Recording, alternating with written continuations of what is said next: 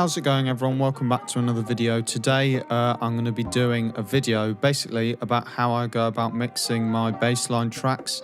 Now, a question I get asked a lot is like, how do I mix my tracks? How do I make my drums sound so fat and punchy? And yeah, basically just how do I go about mixing everything together into like one smooth track that all sounds good together? Yeah, there's not really any better way to say it than that. But yeah. So before we get into today's video, I just need to take a minute to thank today's sponsor. So today's video is sponsored by The Producer. They are the leading underground sample pack platform with over 3,500 samples from over 30 artists such as Voltage, Annex, Heist, Simula, Digital Koala and many more. They also offer free plugins and even some free packs, and everyone loves free stuff. So make sure you head over to their website now, which I'll link in the description, to check them out, and also thank you to them for sponsoring the video. So today we're going to be breaking down how I made my track Euphoria. If you haven't listened to it, I recommend you give it a listen, because if you're a fan of bassline, I reckon you'll like it. So yeah, let's dive straight into it. So here's how the song starts off.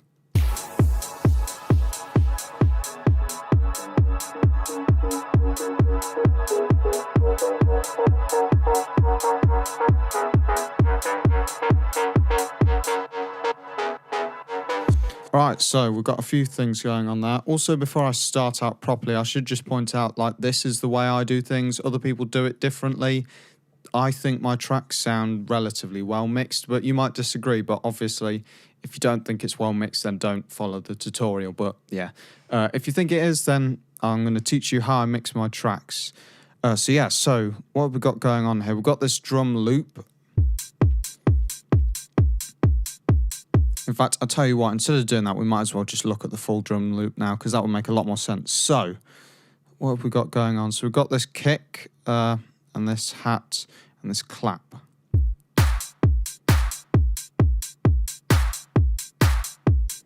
Ignore the fact it missed out a clap there. My laptop is new and is having some weird problems, but anyway.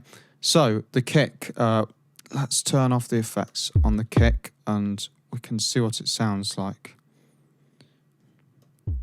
So yeah, as you can tell, like, it sounds really rubbish dry, to be honest. It doesn't sound that good at all. Compared to how it does sound, like, it's not a bad kick sample, but it just sounds a lot better with the effects on. So what we've got going on here, as you can see, we've got this kick channel. So this is where the kick is routed to. And then I've unrouted it from the master out, and it's going to the drum bus. So we'll go over the effects on the kick first.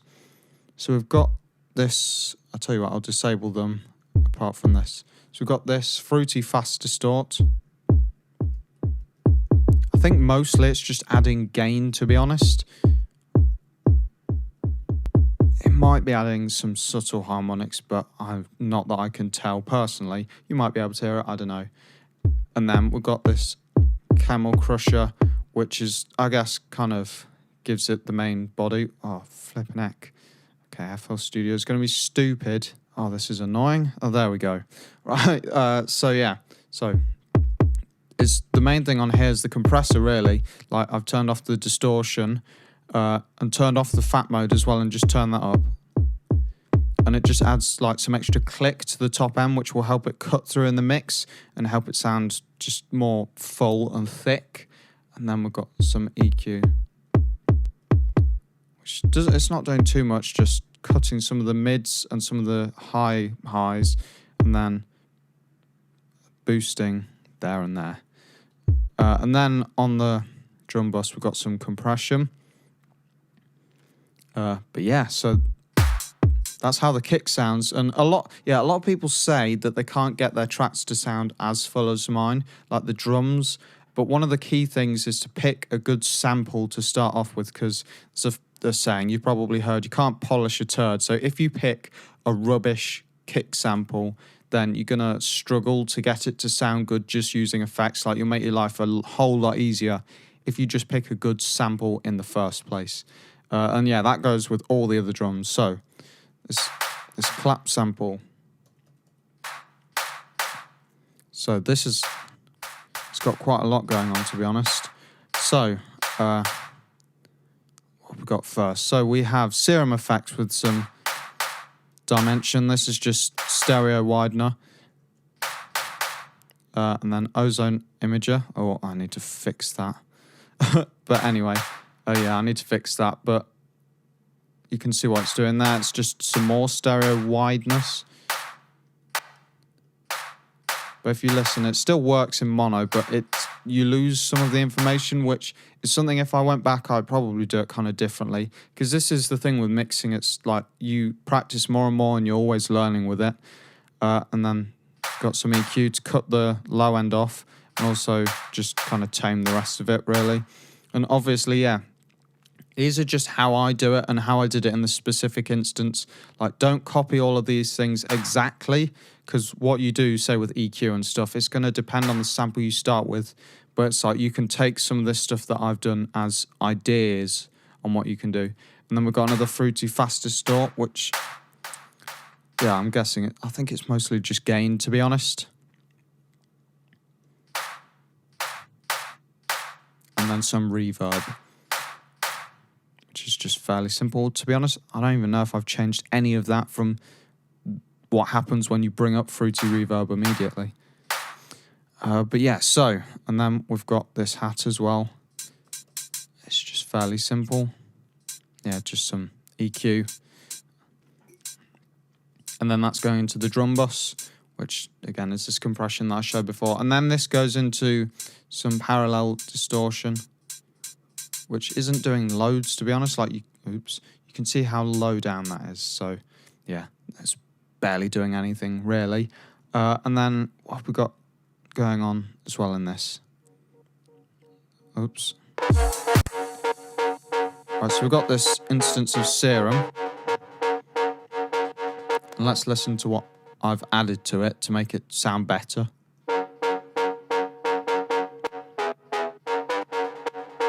Yeah, so there's not loads going on, but there is at the same time. It's kind of weird. It's not changed it, it's just added stuff. So there's some delay and some reverb that I've... Okay, that reverb's not actually doing anything. So it's mostly the delay, I guess. But it's just kind of to make it sound wider and just give it a cool delay effect. The filter is just automated in the track, so that's not really part of the mixing, and I think the reverb is the same. And then you can hear this kickstart.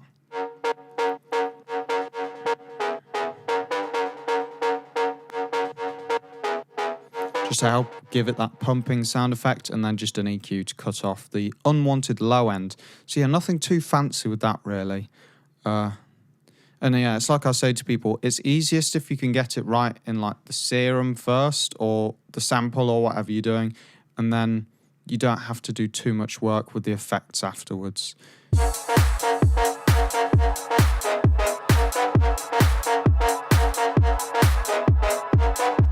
Okay, so we also have this, which is a sample that is just amazing. So here's how it sounds without any effects.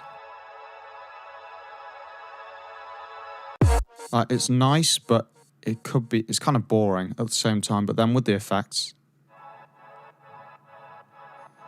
it sounds very delicious and stereo. Right, so what have we got? We've got kickstart, just again the pumping sidechain compression effect. It just sounds nice.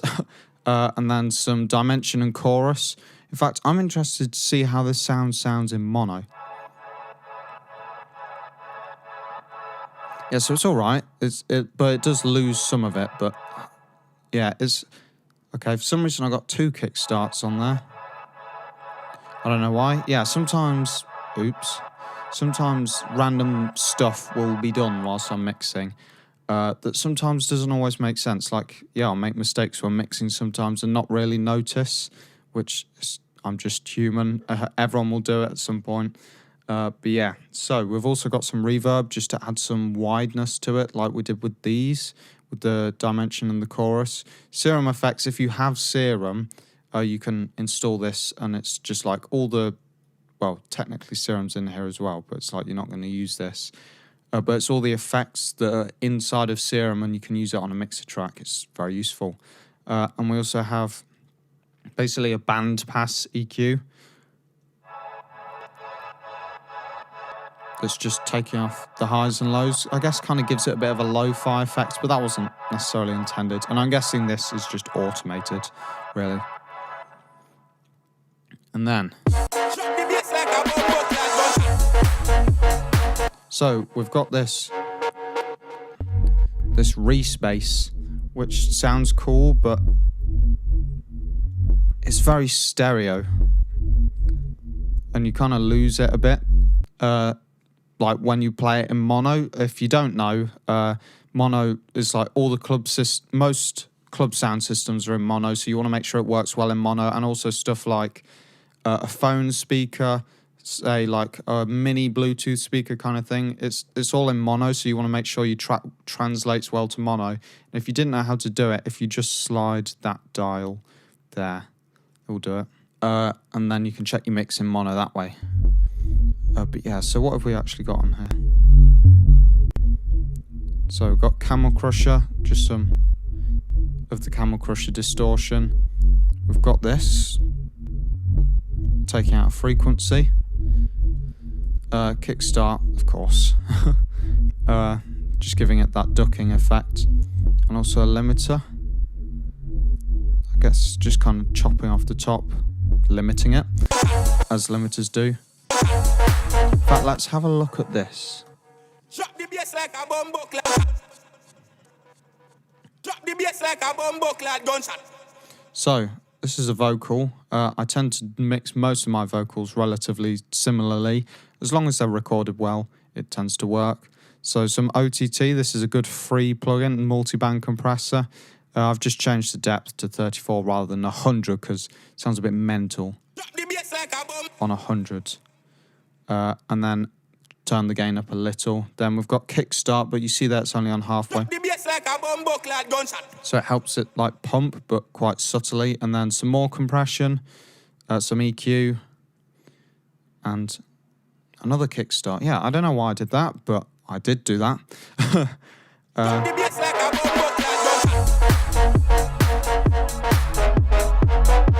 But yeah, now's a good time. Like, if you're quite new to producing, I guess, and mixing, a good way to think about mixing in general is if you picture what's in each frequency band. So if we're just thinking the low end, you're going to have some of the kick, obviously. And then you're also going to have this Reese. And I've put the kickstart on here. And you can, if you imagine the kick actual sound is going to come there. So because they're both in the low end, if they both played at the same time, they could interfere with each other. But they're not going to, because this is cutting out some of the, well, yeah, the low end where the kick would be. Well, it's cutting out all of the sound, but the Reese is mainly low end, really. But you get what I mean. And it's kind of similar with other frequency bands, and you can do it either, say, with sidechain compression or EQ, and there's some other ways to do it, but I'm not going to get too into that personally because I probably don't know enough to talk about it. But yeah, it can get quite complicated. So yeah, let's move on to the drop and see what I did here. Okay, so I don't know if you can hear it too well here. I can, but I know what I'm listening for. But if you listen to the stereo, it goes really thin and mono there, and then it's automated to go back there and sound really big. And it's like quite a cool trick you can do just before a drop to make it hit harder.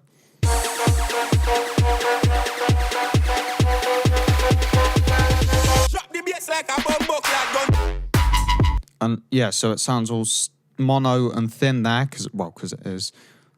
And then it goes suddenly stereo, especially there's this clap that's like got automated reverb. In fact, let me find it. It's this. So that's what it sounds like dry. And then with the effects, this big reverb, and then some distortion after the reverb. And then it's automated here. So if you watch this wet level. Oh, okay. I don't even know something's being automated there. I bet I know what it is. Yeah, so if you watch the gain, it cuts off, so you don't just have this massive long reverb ringing out, which I'll turn this off and you can hear what it would sound like. It sounds kind of rubbish, but yeah, so a good trick for mixing that can sound good, obviously it's going to depend on your track, but have it go thin and mono right up to before the drop, and then you can have the mono kick in really wide in stereo. Drop the bass like a bumbo clad gun. And then moving on to the drop, we have this first bass sound. Okay. So what? We actually have no effects on this. Wow. Oh yeah. Okay. This is one from my pack, which is on my website, which you can check out in the description. But yeah, so this just kind of, it is what it is. There's no effects on it after. It's all in Serum. I'm surprised I didn't put anything on it. But yeah, and then we've got this main bass. Which doesn't sound too dissimilar when you turn off the effects. So we've got some Serum effects, some dimension and reverb. This reverb is probably just going to be automated somewhere, considering it's all off there basically. And then some EQ, just boosting the low end. And then we've also got a kickstart here, just to give it that sidechain compression effect. And then we've got this. I really like this sound that I made. This bubble. And if we look, there isn't actually that much on it. Yeah, it's just gain. And then this is sidechain to the kick. So if we see if this is going to work. Yeah, so you can see it there. The kick ducking this bass sound, and it's like I said before, the bass in the kick and the bass can clash. So having something like that is a good thing to do. And then this is just a really cool sample that only has kickstart on, and yeah, again, some sidechain to the kick. And then the rest of the drop is basically the same, just with some different stuff. Let's have a look at what's going on here.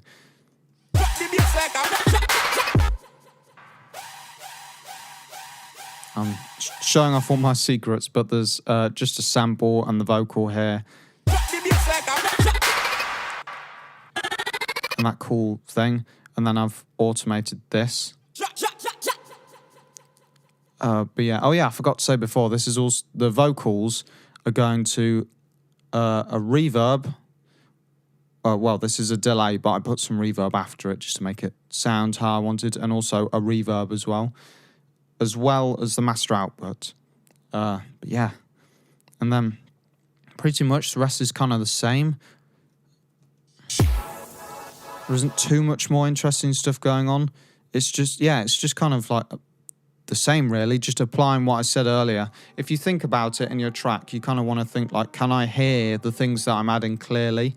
And also a good thing you can do when you're mixing is if you pick a song that you really like and you think is mixed well, it will probably help it. If you're not sure if it's mixed well, if you pick a popular song, it will probably be mixed well, because poorly mixed songs are less, I mean, it's not a hard and fast rule, but I guess have less of a chance of being really popular, just because people are going to be like, well, I'm not going to listen to it because it's poorly mixed kind of thing. But yeah, I think that's everything. So if you've got any questions about anything, you can ask me down in the comments as always, or send me a message on Instagram. Make sure you go and stream this song on Spotify, Euphoria by Samstone. And yeah, thank you guys for watching. I'll see you in the next one. Goodbye.